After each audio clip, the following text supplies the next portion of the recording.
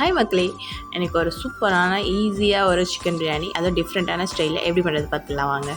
ஒரு பாத்திரத்தில் எண்ணெய் ஊற்றிட்டு அதில் வெறும் வெங்காயம் 4 கட் பண்ணி போட்டு நல்லா வதக்கட்டும்ன்ட்டு போட்டு வச்சுருங்க.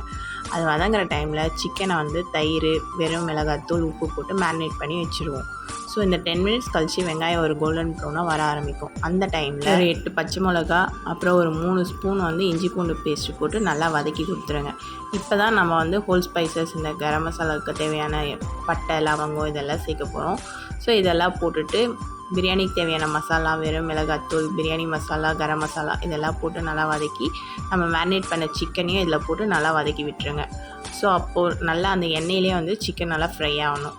இப்போ நான் ஒரு கைப்பிடி அளவு கொத்தமல்லி, ஒரு கைப்பிடி புதினா போட்டு தக்காளி இப்போ தான் நம்ம ஆட் பண்ண போகிறோம். ஸோ ஒரு 4 தக்காளி, பழுத்த தக்காளியாக கட் பண்ணி போட்டு தேவையான உப்பு போட்டு நல்லா வதக்கி ஒரு 10 மினிட்ஸ் மூடி வச்சுருங்க. இது இப்போ சிக்கன்லேருந்தே கொஞ்சம் தண்ணி வந்துருக்கும் நம்மளுக்கு. ஸோ இப்போ தேவையான தண்ணின்னு பார்த்தீங்கன்னா 1 கிளாஸ் அரிசிக்கு 1.5 கிளாஸ் தண்ணின்ற மெஷர்மெண்ட்டில் ஊற்றிக்கலாம். தண்ணி நல்லா கொதித்தோடனே நம்ம ஊற வச்சுருக்க அரிசியை போட்டுட்டு நம்ம கொஞ்சமாக கொத்தமல்லி அது மேலே தூவிட்டு ஒரு 1/2 லெமன் பிழிஞ்சு விட்டுட்டு ஒரு 15 மினிட்ஸ் சிம்மில் வச்சுடுங்க. தம்முனா ஒன்றும் இல்லைங்க, பிரியாணி மேலே ஒரு பிளேட்டை போட்டு மூடிடுங்க. அதுக்கு மேலே ஒரு பாத்திரத்தில் தண்ணி பிடிச்சி வெயிட்டாக வச்சுட்டு ஒரு 15 மினிட்ஸ் கழித்து அந்த தம்மை உடைச்சிட்டு பிரியாணியை எடுத்து பாருங்கள்.